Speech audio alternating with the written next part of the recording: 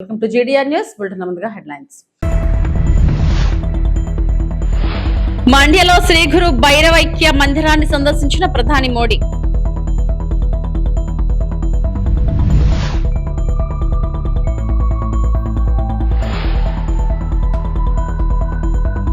బీహార్ 21వ ముఖ్యమంత్రిగా సమ్రాట్ చౌదరి ప్రమాణ స్వీకారం.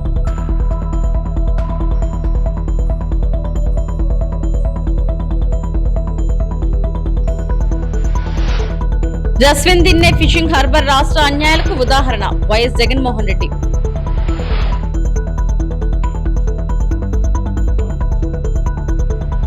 ప్రధానమంత్రి నరేంద్ర మోడీ కర్ణాటక రాష్ట్రంలోని మండ్య జిల్లాలోని శ్రీ క్షేత్ర ఆది చుంచనగిరిలో ఉన్న శ్రీ గురు భైరవైక్య మందిరాన్ని సందర్శించారు. ఏప్రిల్ 15న జరిగిన ఈ పర్యటనలో భాగంగా మోదీ ఆధ్యాత్మిక కార్యక్రమాల్లో పాల్గొన్నారు. శ్రీ గురు భైరవైక్య మందిరం అనేది శ్రీ ఆది చుంచనగిరి మహాసంస్థాన మఠానికి చెందిన 71వ పీఠాధిపతి శ్రీ శ్రీ శ్రీ శ్రీ డాక్టర్ బాలగంగాధరనాథ మహాస్వామీజీ స్మారకారంగా నిర్మించబడిన ప్రదేశం. ఈ సందర్భంగా మోదీ మహాస్వామీజీ నివాళులు అర్పించి ప్రత్యేక పూజలు నిర్వహించారు.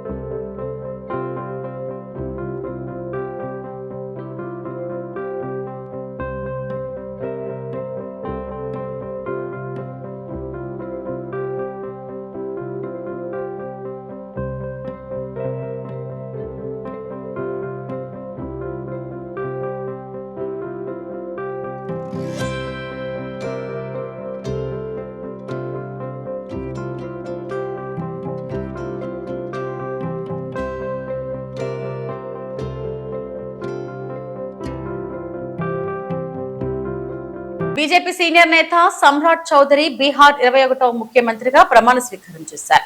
లోక్ భవన్ లో గవర్నర్ సయ్యద్ అతా హస్నైన్ ఆయనతో ప్రమాణం చేయించారు. ఈ కార్యక్రమానికి బీజేపీకు చెందిన కీలక నాయకులు కూటమి భాగస్వాములు పాల్గొన్నారు. బీహార్ లో బీజేపీ నుంచి సీఎం పదవి చేపట్టిన తొలి నాయకుడిగా సమ్రాట్ చౌదరి రికార్డు సృష్టించారు. मैं सम्राट चौधरी ईश्वर की शपथ लेता हूं कि मैं विधि द्वारा स्थापित भारत के संविधान के प्रति सच्ची श्रद्धा और निष्ठा रखूंगा। मैं भारत की प्रभुता और अखंडता अक्षुण रखूंगा। मैं बिहार राज्य के मुख्यमंत्री के रूप में अपने कर्तव्यों का श्रद्धा पूर्वक और शुद्ध अंतःकरण से निर्वहन करूंगा तथा मैं भय या पक्षपात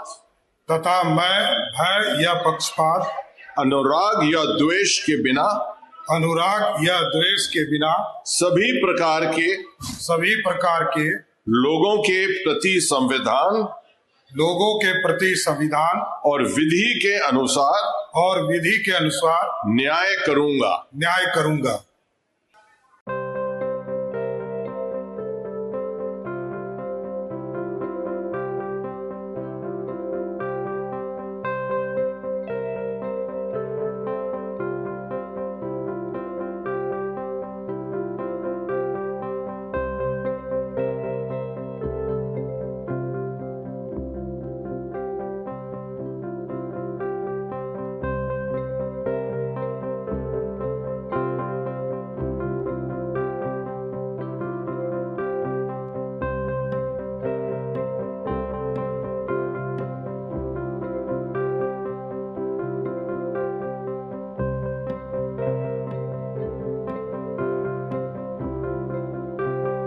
రాష్ట్రంలో జరుగుతున్న అన్యాయాలకు జస్విన్ దిన్నే పీసింగ్ హార్బర్ మరో ఉదాహరణని వైఎస్ఆర్సీపీ అధినేత మాజీ ముఖ్యమంత్రి వైఎస్ జగన్మోహన్ రెడ్డి అన్నారు. బుధవారం ఫిషింగ్ హార్బర్ పరిశీలించి స్థానిక మత్స్యకారులతో ముఖాముఖి కార్యక్రమం నిర్వహించారు. వాళ్ళ సమస్యలను అడిగి తెలుసుకున్న అనంతరం ఆయన మీడియాతో మాట్లాడారు. 40% రాష్ట్ర ప్రభుత్వం గ్రాంట్ గా ఇస్తుంది, 50% లోన్ గా సమకూరుస్తుంది. ఈ ఆదాయం అంతా కూడా ప్రతి మత్స్యకారుడు కూడా చెందాలి, మత్స్యకారుల జీవితాలు బాగుపడాలని చెప్పి అప్పట్లోనే అడుగులు కూడా పడ్డాయి. నేను అడుగుతా ఉన్న చంద్రబాబు నాయుడు గారు, ఇదే వైఎస్ఆర్సీపీ ప్రభుత్వం కన్నా వచ్చి ఉండింటే ఈ 1250 బోట్లు కూడా ఈ జువ్వల దిన్నలో ఈ మత్స్యకారులందరికీ కూడా ఈ పాటికి అందుండేటివి.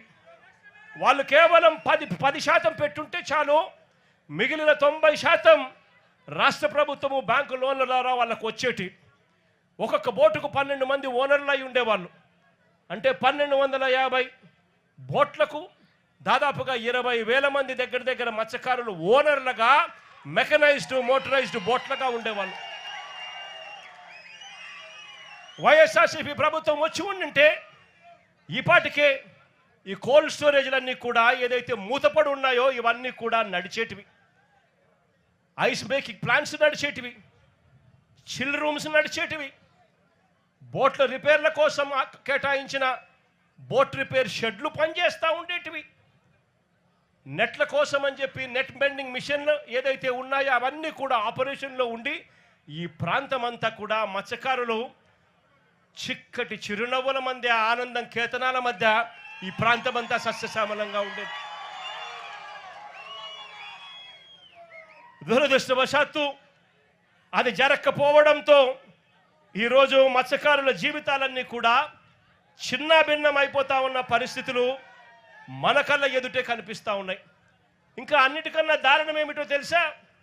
ఈ జువ్వలదిన్న ప్రాజెక్టులో ఇక్కడ డిఫెన్స్ సాగర్ డిఫెన్స్ అంటే ఒక ప్రైవేట్ డిఫెన్స్ కంపెనీకి చంద్రబాబు నాయుడు గారు ఇక్కడ భూములు కేటాయిస్తారు. ఉన్న 79 ఎకరాలలో సగం ఈ ప్రైవేట్ డిఫెన్స్ ఫ్యాక్టరీకి చంద్రబాబు నాయుడు గారు కేటాయిస్తారు.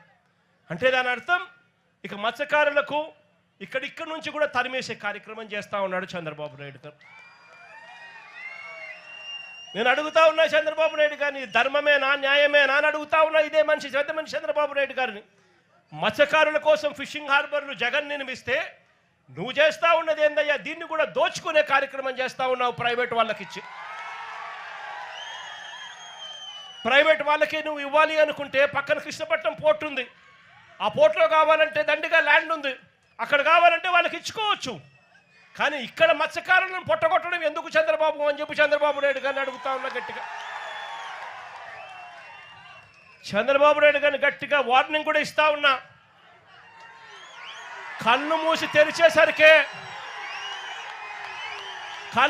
తెరిచేసరికే మరో 3 ఏళ్ళు అయిపోతుంది. వచ్చేది వైఎస్ఆర్సీపీ ప్రభుత్వమే.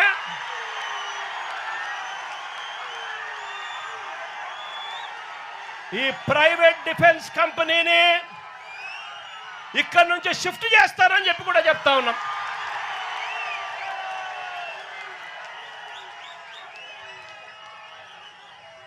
ఇక్కడ ఫిషింగ్ హార్బర్ ఇక్కడే కాదు, రాష్ట్రంలో కడతా ఉన్న 10 ఫిషింగ్ హార్బర్లు అన్నీ కూడా మత్స్యకారుల సొత్తు అని చెప్పి కూడా ఈ సందర్భంగా కూడా చెప్తా ఉన్నా. దీన్ని ఎవ్వరూ కూడా వాళ్ళ దగ్గర నుంచి తీసేయలేరు. చంద్రబాబు కాదు కదా, వాళ్ళ తాత కూడా తీసేయలేదని చెప్తా ఉన్నా నేను. మత్స్యకారుల కడుపు కొట్టిన వ్యక్తి జగన్మోహన్ రెడ్డి అని మంత్రి ఆనం రామనారాయణ రెడ్డి తీవ్ర విమర్శలు చేశారు. అమరావతిలోని ఎన్టీఆర్ భవన్లో నిర్వహించిన మీడియా సమావేశంలో ఆయన మాట్లాడారు. ఈ సందర్భంగా గత ప్రభుత్వంపై ఆరోపణలు చేస్తూ మత్స్యకారుల సమస్యలను పట్టించుకోలేదని విమర్శించారు. ప్రస్తుత ప్రభుత్వం వారి సంక్షేమం కోసం కట్టుబడి ఉందని తెలిపారు. ఈరోజు జగన్మోహన్ రెడ్డి గారు చాలా విషయాలు ఆయన బయట చాలా మాట్లాడుతుంటాడు. ఆయన హార్బర్ గురించి మాట్లాడాడు. ఎన్నికలకు ముందు పూర్తి కాని హార్బర్లని, పూర్తి కాని ప్రాజెక్టులని నువ్వు జాతికి అంకితం చేసినటువంటి సంఘటనలు ఎన్నో ఉన్నాయి.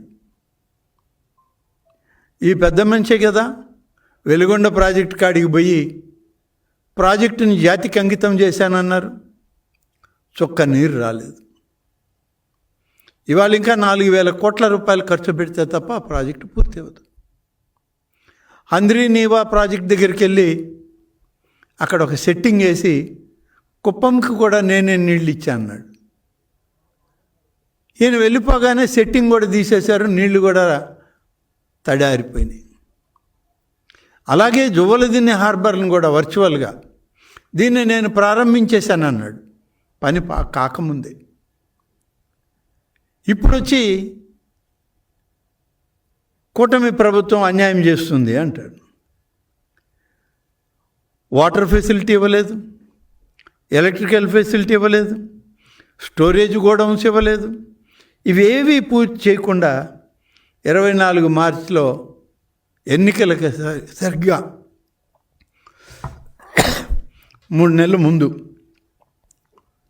వర్చువల్గా దీన్ని ప్రారంభించి జువ్వలదిన్నె హార్బర్ని నేను మత్స్యకారులకు అంకితం చేశాను అన్నాడు. ఎక్కడ ఏది పూర్తి చేశావు, ఏది ఇచ్చావు? కేవలం కల్లబుల్లి మాటలతో ప్రజల్ని మోసగించి మళ్ళీ అధికారంలోకి రావాలన్న తాపత్రయంలో పనిచేసేవే తప్ప నువ్వు కానీ నీతోటి ఉన్నటువంటి అక్కడ నీ పార్టీ జిల్లా నాయకులు కానీ ఏది కూడా సరైన పరిస్థితి లేదు. డిలిమిటేషన్ పై కొత్త కుట్రకు తెరలేపారని ఆరోపించారు BRS working president KTR. BJP కొత్త కుట్రకు తెరలేపుతుందని సంచలన వ్యాఖ్యలు చేశారు. పార్లమెంట్ లో మా ప్రజల స్వరం తగ్గిస్తే చూస్తూ ఊరుకోమని హెచ్చరించారు. అలాగే మహిళా రిజర్వేషన్ బిల్లుకు బీఆర్ఎస్ మద్దతు ఇస్తుందని మాజీ మంత్రి కేటీఆర్ తాజాగా మాట్లాడుతూ డిలిమిటేషన్ ప్రక్రియలో దక్షిణాదికి అన్యాయం జరిగితే వెను ఉద్యమం తప్పదు. ఈ విషయంలో మా వైఖరిలో ఎలాంటి మార్పు లేదు. 3 ఏళ్ల క్రితం తీసుకున్న దృఢమైన నిర్ణయానికి కట్టుబడి ఉన్నాం. మేమంతా గర్వించదగ్గ భారతీయులం. దేశ అభివృద్ధిలో కీలక పాత్ర పోషిస్తున్న రాష్ట్రాల్లో మేము జనాభా నియంత్రణతో పాటు వివిధ రంగాల్లో అద్భుత ప్రగతి సాధిస్తున్న దక్షిణాది రాష్ట్రాలకు రాజకీయంగా అన్యాయం చేయడం సమంజసం కాదు. అభివృద్ధి చెందుతున్న రాష్ట్రాలను ప్రోత్సహించాల్సింది పోయి వాటి ప్రాతినిధ్యాన్ని తగ్గించడం ప్రజాస్వామ్య స్ఫూర్తికి విరుద్ధం. భారతీయ జనతా పార్టీ కూడా ప్రజల సమస్యలు కానీ తెలంగాణ కోసం కానీ చేసిందేమీ లేదు. ఇంకా మీదికెళ్ళి ఒక కొత్త కుట్ర కూడా తెరలేపుతున్నట్టుగా కనబడతా ఉన్నది. కొత్తగా మరొక కుట్ర కూడా చేస్తున్నది భారతీయ జనతా పార్టీ. మీరు చూసింటారు ఇవాళ పేపర్లలో సీట్లు పెరుగుతున్నాయి, అసెంబ్లీ సీట్లు, పార్లమెంట్ సీట్లు అని ఇవాళ పేపర్లో మీరు చూసే ఉంటారు. కానీ అందులో కూడా ఏదో కుట్ర జరుగుతున్నట్టుగానే కనబడతా ఉన్నది. ఎందుకంటే బయటికి ప్రధానమంత్రి మాట్లాడినప్పుడు, నిన్నగాక మొన్న కేంద్ర మంత్రి కిషన్ రెడ్డి మాట్లాడినప్పుడు 50% సీట్లు పెంచుతున్నామని చెప్పిండ్రు. అంటే 110 ఉంటే 179 అవుతుంది, 60 సీట్లు పెరుగుతాయని చెప్పిండ్రు. 17 సీట్లు ఉన్నాయి పార్లమెంట్ లో, 26 అవుతాయని చెప్పిండ్రు. కానీ బిల్లు పెట్టిండ్రు, రేపటి నుంచి పార్లమెంట్ పెట్టిండ్రు. బిల్లులో మాత్రం 50% ముచ్చట లేనే లేదు. అంటే చెప్పేదొకటి చేసేదొకటి. మీరు ఒక్క మాట యాది పెట్టుకోండి, భారతీయ జనతా పార్టీ ఎన్నటికి కూడా తెలంగాణకు మిత్రుడు కాదు. ఆనాడు 2014లో ఆంధ్రప్రదేశ్ పునర్విభజన చట్టంలోనే సీట్లు పెంచుదామనే ఆలోచన ఆ చట్టంలోనే ఉన్నది. కానీ ఆ చట్టాన్ని తుంగలో దొక్కిందే భారతీయ జనతా పార్టీ. మళ్ళీ ఈ రోజు సీట్ల పెంపు పేరు మీద మళ్ళీ కొత్త డ్రామా చేస్తూ మహిళా రిజర్వేషన్ అని చెప్పి తీసుకొస్తా ఉన్నారు. మహిళా రిజర్వేషన్ కు మేము అనుకూలమే. మహిళా రిజర్వేషన్ ఖచ్చితంగా సమర్థించిందే కేసీఆర్ గారు, మన పార్టీ. శాసనసభలో, శాసన మండలిలో తీర్మానం చేసి కేసీఆర్ గారి నాయకత్వంలో మహిళలకు ఖచ్చితంగా చట్టసభల్లో 33% ఇయ్యాల్సిందే. మేము ఇక్కడ మార్కెట్ కమిటీలో ఇచ్చినాం, స్థానిక సంస్థల్లో 50% ఇచ్చినాం, మీరెందుకు ఇయ్యరు అని చెప్పి శాసనసభలో, శాసన మండలిలో తీర్మానం చేసి పంపిందే కేసీఆర్ ప్రభుత్వం, బీఆర్ఎస్ పార్టీ. దాని విషయంలో ఇబ్బంది లేదు. కానీ డీలిమిటేషన్ పేరు మీద దక్షిణాది రాష్ట్రాలకు, తెలంగాణకు, ఆంధ్రకు, తమిళనాడుకు, కర్ణాటకకు, కేరళకు, పాండిచ్చేరికి అన్యాయం చేస్తామంటే మాత్రం ఎట్టి పరిస్థితుల్లో ఊరుకోము. ఎట్టి పరిస్థితుల్లో బీజేపీకి సమర్థన ఇచ్చే ప్రసక్తే లేదు. ఒక్క మాట మాత్రం పక్కా, ఇవాళ 24% వాటా దక్షిణాది రాష్ట్రాలకు పార్లమెంట్ లో ఉన్నది. దాన్ని యథాతథంగా మెయింటైన్ చేయాల్సిందే. లేకపోతే మాత్రం ఎట్టి పరిస్థితుల్లో తిరుగుబాటుకు, పెద్ద ఉద్యమానికి కూడా బీఆర్ఎస్ నాయకత్వం వహిస్తుంది. అవసరమైతే కేసీఆర్ గారే ముందుండి నడిపిస్తారనే మాట కూడా నేను భారతీయ జనతా పార్టీకి, కేంద్ర ప్రభుత్వాన్ని కూడా చెప్తా ఉన్నా. ఇంకొక మాట కూడా గుర్తుపెట్టుకోవాలి మనందరం కూడా. ఇవాళ సందిట్లో సడేమియా లెక్క కాంగ్రెస్ బలహీనమైంది కాబట్టి మాకేమన్నా ఛాన్స్ దొరుకుతుందేమో అని చెప్పి మీ మేడ్చల్లో కూడా మొన్న బీజేపీ వాళ్ళు ప్రయత్నం చేసింది. కానీ మల్లారెడ్డి గారి నాయకత్వంలో 3 మున్సిపాలిటీలుంటే బ్రహ్మాండమైన విజయం సాధించినందుకు గట్టిగా చప్పట్లతో మేడ్చల్ కార్యకర్తలకు మల్లారెడ్డి గారికి ప్రత్యేకంగా అభినందనలు కూడా నేను తెలియజేస్తా ఉన్నా. రేపు ఇక్కడ కార్పొరేషన్ ఎలక్షన్లలో కూడా 16 చేసుకున్నా, 20 చేసుకున్నా, 25 చేసుకున్నా, ఎన్ని చేసుకున్నా గెలిచేది ఖచ్చితంగా గులాబీ జెండానే. ఖచ్చితంగా గెలిచేది మళ్ళీ కార్పొరేషన్ మీద ఎగిరేది గులాబీ జెండానే. ఎందుకంటే హైదరాబాద్ ప్రజలు విసిగిపోయి ఉన్నారు. తాడిపత్రికి నూతన ఫైర్ ఇంజన్ ప్రజల భద్రతకు పెద్ద ఊరట. తాడిపత్రి పట్టణానికి నూతన ఫైర్ ఇంజన్ రావడం ఎంతో సంతోషకరమని మాజీ ఎమ్మెల్యే జేసీ ప్రభాకర్ రెడ్డి తెలిపారు. ముఖ్యంగా వేసవి కాలంలో అగ్ని ప్రమాదాలు ఎక్కువగా జరిగే అవకాశం ఉన్న నేపథ్యంలో ఈ ఫైర్ ఇంజన్ ఎంతో ఉపయోగకరంగా ఉంటుందని, గతంలో తాడిపత్రిలో ఉన్న ఫైర్ ఇంజన్ తరచూ రిపేర్లకు గురైందని, ఆ సమయంలో స్థానిక ప్రజలే ముందుకు వచ్చి మరమ్మతులు చేయించుకున్న విషయాన్ని ఆయన గుర్తు చేశారు. ప్రస్తుతం కొత్త ఫైర్ ఇంజన్ రావడం వల్ల అగ్ని ప్రమాదాల సమయంలో వేగంగా స్పందించే అవకాశం కలుగుతుందని చెప్పారు. తాడిపత్రికి ఈ ఫైర్ ఇంజన్ కేటాయించడంలో ఎమ్మెల్యే జేసీ అస్మిత్ రెడ్డి కృషి కీలకమని జేసీ ప్రశంసించారు. అలాగే ప్రజలు వేసవి కాలంలో మరింత అప్రమత్తంగా ఉండాలని సూచించారు. ఈ సందర్భంగా తాడిపత్రికి ఫైర్ ఇంజన్ కేటాయించిన ముఖ్యమంత్రి చంద్రబాబు నాయుడు, హోంమంత్రి అనిత మరియు జిల్లా అధికారులకు జేసీ ప్రభాకర్ రెడ్డి ధన్యవాదాలు తెలిపారు. అనంతరం ఫైర్ సిఐ మోహన్ బాబు మాట్లాడుతూ ఈ ఫైర్ ఇంజన్ కోసం కృషి చేసిన ఎమ్మెల్యే జేసీ అస్మిత్ రెడ్డి మరియు మాజీ ఎమ్మెల్యే జేసీ ప్రభాకర్ రెడ్డికి కృతజ్ఞతలు తెలిపారు. అప్పుడు దానికి రిపేర్ కూడా నోచుకోకపోతే ఆ రోజు కూడా తాడిపత్రి ప్రజలు దానికి రిపేర్ కూడా చేసుకున్నారు. ఆయన కూడా నేను అందరికీ తెలుసు, మీకు అందరికీ. తర్వాత అశ్మిత్ రెడ్డి చాలా ప్రయత్నం చేసి కొత్త బండి కావాలని చెప్పి హోమ్ మినిస్టర్ గారికి ఒక లెటర్ పెడితే డీజీ గారు కూడా దానికి ఆమోదించి నిన్నటి రోజే విజయవాడలో మన ఫైర్ ఆఫీసర్కి హ్యాండ్ ఓవర్ చేసినారు. మేము అందరికీ ధన్యవాదాలు చెప్పుకుంటున్నాం. చంద్రబాబు నాయుడు గారికి, హోమ్ మినిస్టర్ గారికి, ప్రతి ఒక్క సిబ్బందికి, డిస్ట్రిక్ట్ సిబ్బందికి, తాడిపత్రి సిబ్బందికి కూడా ధన్యవాదాలు తెలుపుకుంటున్నాం. అయితే ఒకటి, ఎండాకాలం కొద్దిగా అప్రమత్తంగా ఉండాలా. దయచేసి కొద్దిగా ఇది ఇంకా ఏమన్నా దీనికి అట్లా ఇట్లా ఉంటే కూడా రేపు ఎమ్మెల్యే గారు సీఎం గారు చేసి పెట్టారు. Right sir, thank you. ముఖ్యంగా ఈ కొత్త వెహికల్ మాకు రావడానికి ఎంతో కృషి చేసిన మన జేసీ ప్రభాకర్ రెడ్డి సార్ గారికి, తర్వాత ఎమ్మెల్యే సార్ గారికి మేము చాలా మేము వాళ్ళకి కృతజ్ఞత భావం మేము తెలియజేస్తున్నాము. ఈ విషయంలో మేము రాబోయే రోజుల్లో ఈ బండి వల్ల బాగా ప్రజలకు ఎంతో సేవ చేయడానికి మేము ఉపయోగకరంగా ఉంటుందని మేము తెలియజేస్తున్నాము. Thank you sir. Thank you very much sir. Thank you. విశాఖలోని విఎంఆర్డీఏ చిల్డ్రన్స్ అరీనాలో నారీ శక్తి బంధన్ సమ్మేళనం ఘనంగా నిర్వహించారు. కూటమి పార్టీల మహిళా నాయకుల ఆధ్వర్యంలో జరిగిన ఈ కార్యక్రమానికి పెద్ద సంఖ్యలో మహిళలు హాజరయ్యారు. పార్లమెంట్ లో మహిళా రిజర్వేషన్ బిల్లు ప్రవేశపెట్టిన నేపథ్యంలో విశాఖలో నారీ శక్తి బంధన్ సమ్మేళనం నిర్వహించారు. విఎంఆర్డీఏ చిల్డ్రన్స్ అరీనాలో జరిగిన ఈ కార్యక్రమంలో మహిళా నాయకులు పాల్గొని ఆనందం వ్యక్తం చేశారు. మహిళలకు చట్టసభలో ప్రాధాన్యత కల్పించే నారీ శక్తి బంధన్ అధినియం బిల్లు తీసుకురావడాన్ని స్వాగతించారు. ప్రధాని మోడీకి మహిళా నాయకులు ధన్యవాదాలు తెలిపారు. ఈ బిల్లుతో మహిళలు రాజకీయ సాధికారత సాధిస్తారని పేర్కొన్నారు. అందరికీ నమస్కారం. నా పేరు నారెళ్ల జ్యోతి, బీజేపీ విశాఖపట్నం జిల్లా మహిళా మోర్చా అధ్యక్షురాలిని. అయితే ఈరోజు ముందుగా మహిళలందరికీ కూడా శుభాకాంక్షలు తెలియజేసుకుంటాను. ఎందుకంటే ఏదైతే నరేంద్ర మోడీ గారు మహిళలందరికీ కూడా 33% రిజర్వేషన్ ఇవ్వాలని బిల్లును ఆమోదించడానికి పోరాటం చేస్తున్నారో ఆ బిల్లు ఆమోదించే విధంగా 16, 17, 18లో ప్రత్యేక సమావేశం ఏర్పాటు చేయడం జరిగింది. ఇక్కడున్న మహిళలందరం కూడా సమావేశమయ్యి ఆనందోత్సాహాలతోటి కార్యక్రమాన్ని నిర్వహించుకుంటున్నాము. అయితే నారీ శక్తి వందన అధినియం అనే పేరుతోటి బిల్లును ప్రవేశపెడుతున్నారు. అయితే ఇక నుంచి కూడా రాజకీయాల్లోకి ప్రతి ఒక్క మహిళా పాత్ర ఉండాలి. దేశ అభివృద్ధిలో ఖచ్చితంగా మహిళా పాత్ర ఉండాలి. అప్పుడు దేశం ఇంకొంచెం శరవేగంగా పరిగెడుతుంది అని నరేంద్ర మోడీ గారు ఈ విధంగా పేర్కొన్నారు. రాష్ట్రంలో చూసుకుంటే చంద్రబాబు నాయుడు గారు, అలాగే పవన్ కళ్యాణ్ గారు, అలాగే దేశంలో మనకి ప్రధానమంత్రి నరేంద్ర మోడీ గారు కూడా స్త్రీ పక్షపాతిగా ఉంటూ అందరినీ కూడా ముందుకు తీసుకెళ్లే విధంగా స్త్రీలకు కావాల్సిన గౌరవాన్ని ఇస్తున్నారు. ప్రతి చోట కూడా మనం ఢిల్లీలో చూసుకుంటే రేఖా గుప్తా గారు ఒక సీఎం కింద వ్యవహరిస్తూ ఉన్నారు. అంటే ప్రతి చోట కూడా మహిళలకు ఇవ్వాల్సిన సమాన హక్కుని అఫీషియల్గా చట్టబద్ధంగా చేయనున్నారు. అంటే ఇది కేవలం ఒక చట్టం మాత్రమే కాదు, మహిళల యొక్క హక్కు, అలాగే మహిళల యొక్క ఆత్మగౌరవం ఇది.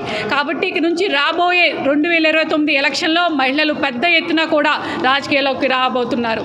కాబట్టి మహిళలందరూ కూడా ఈ రోజు నుంచే సంసిద్ధంగా ఉండాలని మేము అందరికీ కూడా పిలుపునిస్తున్నాము. పార్టీలన్నింటినీ కూడా బలోపేతం చేసుకుంటూ మహిళా ఉన్నతికి పాటుపడతామని సభాముఖంగా తెలియజేసుకుంటూ అవకాశం ఇచ్చినందుకు ధన్యవాదాలు తెలియజేసుకుంటాం. విశాఖపట్నం సిటీ పోలీస్ విభాగం ఆధ్వర్యంలో నిర్వహించిన వార్షిక స్పోర్ట్స్ అండ్ గేమ్స్ మీట్ ముగింపు వేడుకలు ఘనంగా జరిగాయి. ఈ కార్యక్రమానికి జిల్లా కలెక్టర్ ఎం అభిషేక్ కిషోర్ ముఖ్య అతిథిగా హాజరై విజేతలకు బహుమతులు అందజేశారు. నగర పోలీస్ కమిషనర్ డాక్టర్ శంకరప్రతాప్ బాచి ఆదేశాలతో నిర్వహించిన ఈ స్పోర్ట్స్ మీట్ ఆర్మ్ రిజర్వ్ మైదానంలో జరిగింది. మొత్తం 10 టీములు పాల్గొని వివిధ క్రీడల్లో తమ ప్రతిభను చాటాయి. మార్చ్ ఫాస్ట్ తో ప్రారంభమైన ఈ కార్యక్రమంలో 100 మీటర్ల పరుగులు, టగ్ ఆఫ్ వార్ వంటి పోటీలు నిర్వహించారు. ముఖ్య అతిథి కలెక్టర్ అభిషేక్ కిషోర్ మాట్లాడుతూ పోలీస్ సిబ్బంది ఫిట్నెస్ తో పాటు మానసిక ఉల్లాసం కోసం క్రీడలు ఎంతో అవసరమని పేర్కొన్నారు. గెలుపోటముల కంటే టీమ్ స్పిరిట్ ముఖ్యమని, ఇలాంటి కార్యక్రమాలు అధికారుల మధ్య అనుబంధాన్ని పెంచుతాయని తెలిపారు. భవిష్యత్తులో రెవెన్యూ విభాగంలో కూడా ఇలాంటి స్పోర్ట్స్ మీట్ నిర్వహించాలని ఆలోచన వ్యక్తం చేశారు. అనంతరం విజేతలకు పథకాలు అందజేసి స్పోర్ట్స్ మీట్ ను అధికారికంగా ముగించారు. ఈ కార్యక్రమంలో పలువురు ఉన్నతాధికారులు, పోలీసు సిబ్బంది పాల్గొన్నారు.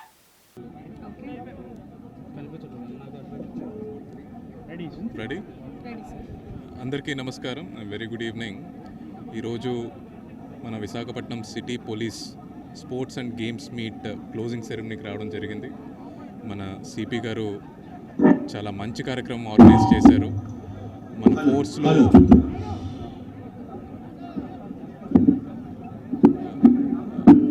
మనకు ఈరోజు ఇక్కడ చాలా ఆహ్లాదకరంగా ఉంది. మన ఫోర్స్ అందరినీ వాళ్ళ ఫ్యామిలీతో పాటు ఇలా మంచి స్పోర్ట్స్ యాక్టివిటీస్లో గెలుపోవటముల మధ్య మంచి కమ్రాడరీ కనపడుతుంది. It's a very very pleasant sight. ఫోర్స్లో కూడా చాలా ఎనర్జీ, చాలా స్పిరిట్స్ బిల్డ్ అవ్వడానికి మంచి అవకాశం. I truly appreciate our commissioner of police for taking up this initiative. ఇలాంటి కార్యక్రమాలు ప్రజలకు ఎంత అవసరమో ఆఫీసర్స్కి ఇంకా చాలా అవసరం. తద్వారా వాళ్ళ వర్క్ ఎఫిషియన్సీ కూడా చాలా ఇంప్రూవ్ అవుతుంది, వర్క్ లైఫ్ బ్యాలెన్స్కి కూడా చాలా దోహదపడుతుంది. ఈ కార్యక్రమానికి నన్ను చీఫ్ గెస్ట్గా ఇన్వైట్ చేసినందుకు, నాకు ఇక్కడికి వచ్చే అవకాశం కల్పించినందుకు సిపి గారికి నేను థ్యాంక్స్ చెప్పుకుంటున్నాను. ప్రజలందరూ కూడా స్పోర్ట్స్ యొక్క ప్రాముఖ్యత, ఫిట్నెస్ యొక్క ప్రాముఖ్యత అందరూ అర్థం చేసుకోవాలి. అది కలిగించే సైంటిఫిక్ బెనిఫిట్సే కాదు, మెంటల్ బెనిఫిట్స్ కూడా చాలా ఉన్నాయి. వాటన్నిటిని గుర్తించి మనందరం కూడా స్పోర్ట్స్లో పాల్గొనాలి. మరొకసారి ఇక్కడికి వచ్చినందుకు చాలా సంతోషంగా ఉంది. Thank you. తిరుమల శ్రీవారిని పలువురు సినీ రాజకీయ ప్రముఖులు దర్శించుకున్నారు. బుధవారం వేకువజామున సుప్రభాత సేవలో బ్యాడ్మింటన్ క్రీడాకారుడు కీదాంబి శ్రీకాంత్, శ్రీవారి తోమాల సేవలో నటుడు సోను సూద్, మాజీ క్రికెటర్ మిథాలీ రాజ్ వేర్వేరుగా పాల్గొన్నారు. టీటీడీ అధికారులు వారికి స్వాగతం పలికి దర్శన ఏర్పాట్లు చేశారు. అనంతరం ఆలయంలోకి వెళ్లిన ప్రముఖులు స్వామివారిని దర్శించుకుని మొక్కులు చెల్లించుకున్నారు.